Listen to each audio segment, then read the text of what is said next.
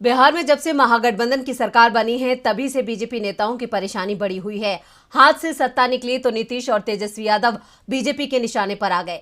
BJP सांसद सुशील मोदी ने तो यहां तक बता दिया कि किस दिन नीतीश कुमार से सत्ता छीनकर तेजस्वी यादव सीएम बन जाएंगे। लेकिन तेजस्वी ने ऐसा दांव चला जिससे बीजेपी के दावे हवा हो गए। साथ ही गठबंधन को भी मजबूती मिलती दिख रही है। तो क्या है तेजस्वी का दांव जिससे बीजेपी भी हो गई है हैरान? देखते हैं ये रिपोर्ट। मुजफ्फरपुर की कुर्नी सीट पर हो रहे उपचुनाव में तेजस्वी के दांव से बीजेपी हैरान रह गई है। 2020 में कुर्नी सीट पर आरजेडी के अनिल सैनी को जीत मिली थी, लेकिन धोखाधड़ी के मामले में उन्हें सजा सुना दी गई, जिसके चलते उनकी विधानसभा सदस्यता रद्द हो गई। अब कुर्नी में उपचुनाव चल रहा है। 5 दिसंबर को वोटिंग होनी है। सीट आरजेडी विधायक की थी, इसलिए महागठबंधन से आरजेडी की ही दावेदारी दिख रही थी। लेकिन तेजस्वी यादव ने एक सीट की जगह महागठबंधन की मजबूती पर ज्यादा ध्यान दिया, इसलिए अपनी जीती हुई सीट नीतीश कुमार को सौंप दी।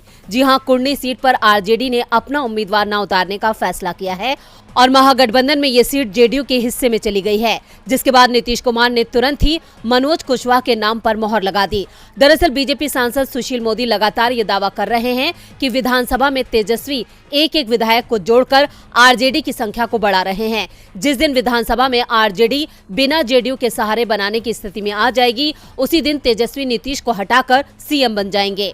इसके लिए आरजेडी को ज्यादा सीटों की जरूरत भी नहीं है, सिर्फ 1-2 विधायक और आरजेडी के बढ़ने की है। उसके बाद बिहार में सत्ता परिवर्तन का खेल हो जाएगा। लेकिन तेजस्वी ने अपने हिस्से की सीट भी नीतीश कुमार को सौंपकर साफ मैसेज दे दिया है। उनके निशाने पर नीतीश की कुर्सी नहीं बल्कि महागठबंधन की मजबूती है। साथ ही वो अपने सहयोगियों को कमजोर करने की जगह उसे मजबूत बनाने का काम कर रहे हैं।